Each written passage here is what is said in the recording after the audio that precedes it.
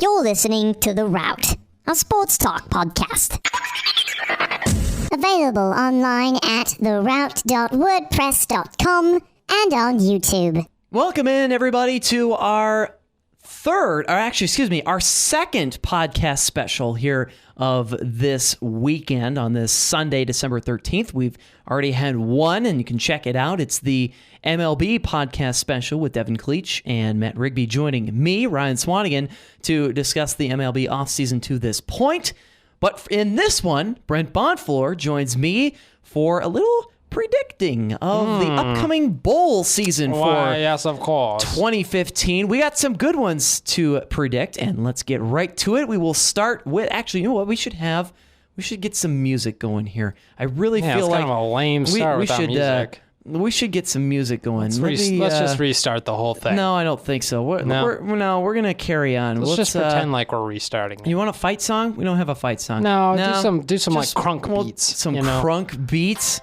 How about that? There we go.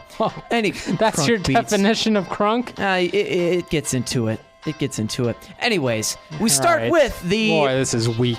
Whatever. The Royal Purple Las Vegas Bowl. This is a good one. BYU and number 22 Utah. I think this will be probably one of the better games, really. More entertaining. This just seems like it should be a fantastic game. I agree. It's the Battle of Utah.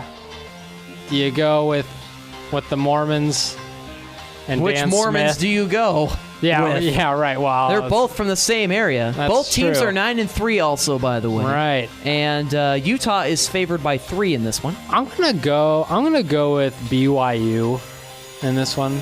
And I think it's gonna come down to one possession, either a touchdown or a field goal. Or maybe it won't line up perfectly like that, but 7 points or less. I'm going to go BYU. I'm going with Kyle Winningham and my Utah Utes, man. I know, yeah. Such a very disappointing season after they were ranked third or fourth or something. Fourth, yeah. Oh, man, that stunk. I was really hoping for Utah, and they just fell off. Smashed Michigan to open, too. Such a good start. I know. Well, let's hope they have a good finish. They're both 9-3, so it'll be a fun game to watch. 10-3, again, good team. Moving next to the Hyundai Sun Bowl. This is surprisingly a good one.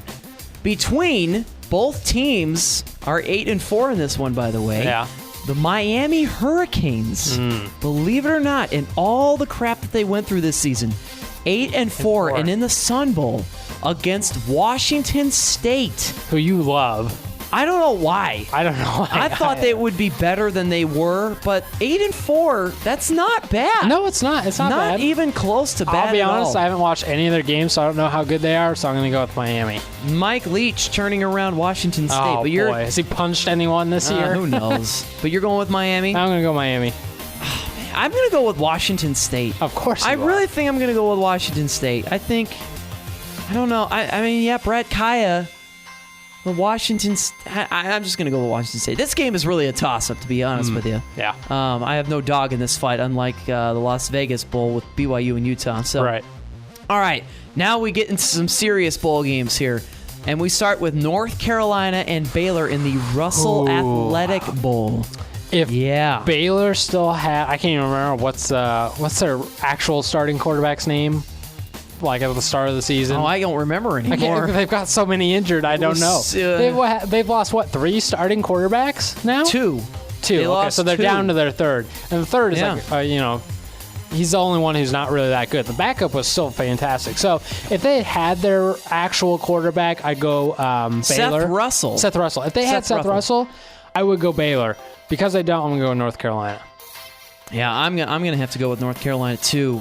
They're very good. Boy, John Papuchis, by the way, former Husker defensive coordinator, now at North Carolina. Is that where he is? Yes. Oh boy, that defense. And Tim Beck's at Ohio State. I know, isn't that crazy? North Carolina. I'm going with North Carolina. That defense is just really dangerous. Very dangerous defense for the Tar Heels. Into the Holiday Bowl now we go. This is a good one. USC has to take on another dangerous Big Ten team. Yeah. This time, it's Wisconsin. The Badgers are in town, down in San Diego.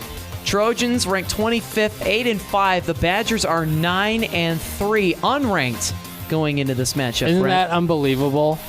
It's just crazy. I'm going to go USC, though. They always seem to finish strong, and they always seem to eke their way back into the top 25, which they just did, as you said. So I'm going to go USC. Probably close, but USC. Oops. Ooh. Good transition there. Boy. Going to USC. Yeah, man.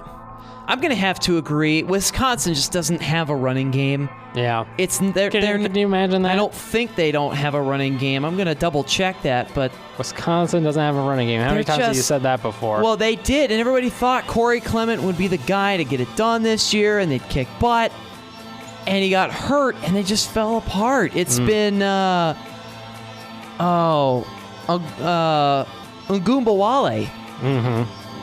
Daria Ngumbawale has been their leading rusher. Corey Clement, he had just the first season and then done for the year. Karma does stink, though. When you talk the talk, you got to be able to walk the walk as well. But Ngumbawale, yeah, their leading rusher. That's basically the equivalent of Terrell Newby. Yeah. Yeah. So I'm gonna go with USC on this one. I just want to watch Adoree Jackson. Oh, Adoree Jackson. And Juju Schuster-Smith. Their names are great. Oh, my goodness. Yeah. Now to the big stuff. To the Peach Bowl. Ooh. Houston, Florida State. Yeah. This one. This will probably be a pretty good everybody game. says this is not going to be good. This is going to be a very good game. They think Houston, Florida State's going to roll? Oh, they do. Everybody does. Houston ranked 18th. They're 12-1. Florida State 10-2, ranked 9th. Florida State, I think, is actually better than people give them credit for, and I think the same can be said with Houston. They get a rhythm going, yeah. I think I'm going to have to answer this as if I were betting on it, in which case I'm going to go Florida State. But again, the heart says Houston. Yeah, because you don't like Florida State. Well, no, I hate them, but also because, Houston's offense is legit. Don't get me wrong, but, still, they're not. I don't know. They could win, but I'm going to go Florida State. Right. Fair enough. All right. Oklahoma and Clemson in the Orange Bowl. This is a college football playoff semifinal, the first of two. Oklahoma is 4th at 11-1. Clemson is the number 1 team in the country undefeated. Brent Bonflin. Clemson. I think this will be the better of the two semifinal games by far. I agree. And I think it'll be very close, but I think Clemson's just a little bit better all around. Although they're very similar teams, great offenses and pretty good defenses. But if Clemson's a 10, or if Oklahoma's a 9, Clemson's a 10, so they get the edge. I got Clemson too. This is going to be it's going to be a shootout, classic shootout. And the first one, I think, the 40 wins. Yeah, I would agree with that. I was going to say probably finish in the high 30s. Yeah, but yeah, if someone gets to 40, I think they win. The other college football playoff semifinal, is Michigan State and Alabama. Michigan State ranked 3rd, 12-1. Yeah. Alabama 12-1, ranked 2nd. Same thing. Michigan State's a 9, but Alabama's a 10. So they're just better all around. Maybe the only position that Michigan State has better than Alabama's quarterback. So that's not enough. So you're going with? Alabama. It's very difficult to try and beat Alabama's defense, and I want to see how Connor Cook does against them. Burbridge isn't going to be enough. They don't have the running game to do it this year. They don't have Jeremy Langford anymore. And I don't know if it's really possible for Michigan State's defense to stop Derrick Henry. I really don't think it is. No. And that's why I think I'm going to go with Alabama. If Alabama just hands the ball off to Derrick Henry all night. Yeah. It'll probably take about 30-plus carries for him, but they'll win. Yeah. All right, now we are moving on to New Year's Day, and oh man, is there a fantastic matchup to start off the day. I am loving this one. Northwestern ranked 13th, 10-2, Way better than people give them against credit for. Tennessee, ranked 23rd, 8-4. Yeah. This is, oh man, I'm fired up for this For game. Northwestern, oh, please. I am fired up for this game. Well- This is because I really want Tennessee to come back to the glory days of when they were used to be great. No. Great college football program, Tennessee. They have not been good in years. No, they're not on the level as Florida State, but I still hate course not. Tennessee, so I'm going to go with Northwestern probably by 2 scores. I'm going to go with Northwestern too. I think they're not underrated. They're fine right where they are. But I think they could be a little higher. I think a lot of teams don't fully understand Northwestern's true freshman quarterback. That's it's just, I don't know. They just they don't overestimate. They underestimate.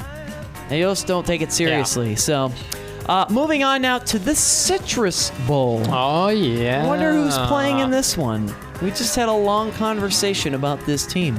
Number 14, the Michigan Wolverines, Jim Harbaugh, up for AP Coach of the Year, 9-3, against the other guy, up for AP Coach of the Year, one of the other guys.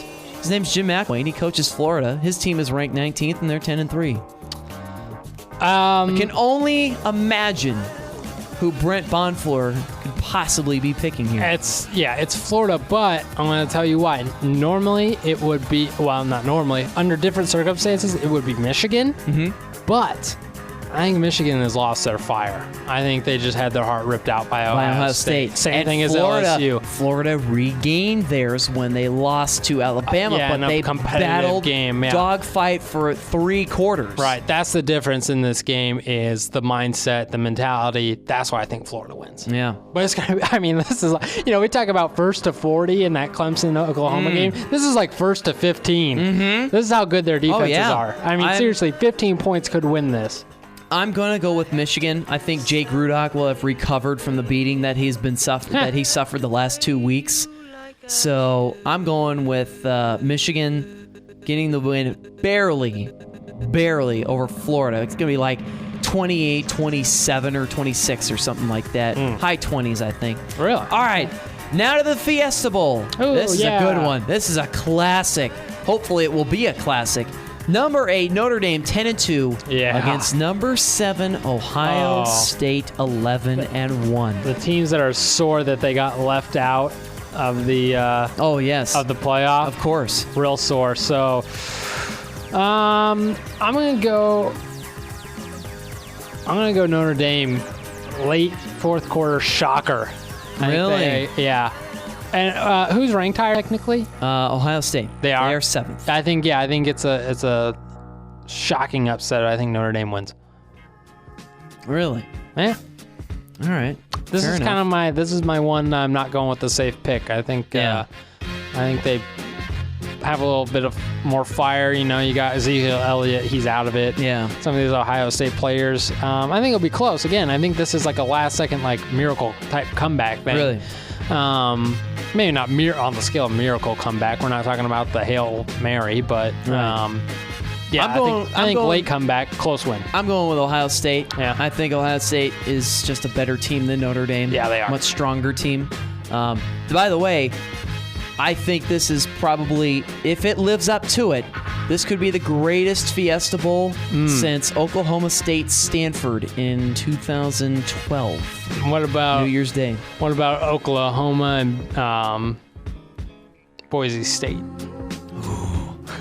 I mean, That that's was a great one, when you too. think about Fiesta Bowl, that's the only one that comes to my mind. I think, well, because it was Brandon Weeden against Andrew Luck. Oh. And now, they did. One career turned out to be crap in the NFL. Well, but one went they to were both- Cleveland. Brandon Weeden was a great college football he was very quarterback. good. Yeah. So was Andrew Luck. Right. And to see those two, because I still stick to this day, that should have been the national championship matchup because it was in the BCS era. One was a senior citizen, the other looked like he was homeless. Exactly. But So still a good game. yeah, it was phenomenal. One of the best Fiesta Bowls I've ever seen. Next to Oklahoma Boise State. That was unreal. Unreal. All right, 3 more. Rose Bowl, Stanford, and Iowa. This could be... Now, Stanford... There have been some great Rose Bowl matchups, obviously, especially within the last 5 years. Yeah. Like Ohio State and Oregon. Michigan State and Stanford, just phenomenal. This one, I'm hoping will be up there. Stanford ranked 6th, 11-2. Iowa ranked 5th, 12-1. This is basically Ohio. This is Iowa taking on Michigan State Part 2 featuring Stanford. This, I think, is not even close. I think Stanford just destroyed. I think Christian McCaffrey is fired up that he didn't get the Heisman. I think Stanford is way better than some people think they are. They always seem to finish the season strong. I think Stanford wins this one by 2 possessions or more. Wow. Yeah. And that's not a rip against Iowa. I think they're very good. I defend Iowa a lot.